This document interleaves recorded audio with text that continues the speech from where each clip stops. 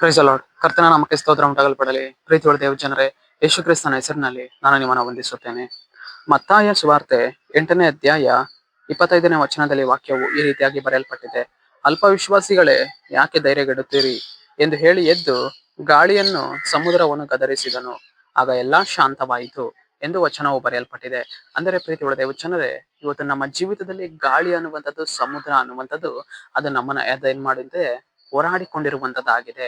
ಇವತ್ತು ಕರ್ತನನ್ನ ನೋಡಿ ಕರೆಯುವಾಗ ದೇವರು ಅದನ್ನ ಏನ್ ಮಾಡುವವರಾಗಿದ್ದಾರೆ, ಗದರಿಸುವವರಾಗಿದ್ದಾರೆ. ನಮ್ಮ ಜೀವಿತದಲ್ಲಿ ಬಿರುಗಾಳಿಯಂತೆ ಬಂದಿರುವಂತಹ ಪರಿಸ್ಥಿತಿಗಳು, ನಮ್ಮ ಜೀವಿತದಲ್ಲಿ ಸಮುದ್ರದಂತೆ ಬೋರ್ಗರೆಯುವಂತಹ ಪರಿಸ್ಥಿತಿಗಳು ನಮ್ಮ ಮುಂದೆ ಇರುವಾಗ, ನಾವು ಇವತ್ತು ಅಲ್ಪ ವಿಶ್ವಾಸಿಗಳ ಹಾಗೆ ನಾವು ಇವತ್ತು ಏನ್ ಮಾಡಬಾರದು, ಧೈರ್ಯಗೆಡಬಾರದು, ತೊಂದರೆ ಪಡಬಾರದು. ಕರ್ತನನ್ನ ನೋಡಿ ಕೂಗಬೇಕು, ದೇವರೇ ನೀ ನನಗೆ ಸಹಾಯವನ್ನ ಮಾಡು ಸ್ವಾಮಿ.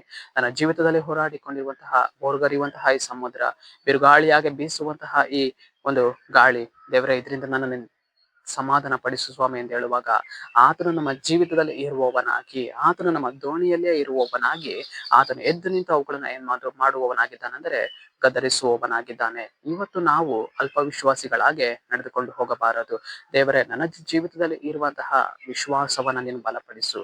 ಗಾಳಿಗಳು ಎದುರುವಾಗಲು, ಬಿರುಗಾಳಿಗಳು ಬರುವಾಗಲು, ಸಮುದ್ರ ಬೋರುಗರೆಯುವಾಗಲು, ರೋಗಗಳು ಬರುವಾಗಲು, ವೇದನೆಗಳು ಬರುವಾಗಲು, ದುಃಖಗಳು ಬರುವಾಗಲು, ನನ್ನಲ್ಲಿರುವಂತಹ ವಿಶ್ವಾಸ ಅದು ಬಲಗೊಂಡೇ ಇರಬೇಕು.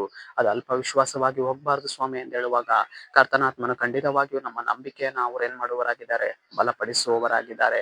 ಪೇತ್ರನೊಂದಿಗಿದ್ದಂತಹ ದೇವರು, ಯಾಕೋಬನೊಂದಿಗಿದ್ದಂತಹ ದೇವರು, ಯೋಹಾನನೊಂದಿಗಿದ್ದಂತಹ ದೇವರು, ಅಪೊಸ್ತಲನಾದ ಪೌಲನೊಂದಿಗಿದ್ದಂತಹ ದೇವರು ಇವತ್ತು ನಮ್ಮೊಂದಿಗೆಯೂ ಕೂಡ ಆತನ ಏನ್ ಮಾಡುವವನಾಗಿದ್ದಾನೆ, ಇರುವವನಾಗಿದ್ದಾನೆ. ನಮ್ಮ ಜೀವಿತದಲ್ಲಿ ಬೋರ್ಗರೆಯುವಂತಹ ಸಮುದ್ರ, ಎದುರಾಗಿ ಬೀಸುವಂತಹ ಬಿರುಗಾಳಿ, ಆತನ ಏನ್ ಮಾಡುವವನಾಗಿದ್ದಾನೆ, ಗದರಿಸಿ ಶಾಂತಿ ಪಡಿಸುವವನಾಗಿದ್ದಾನೆ.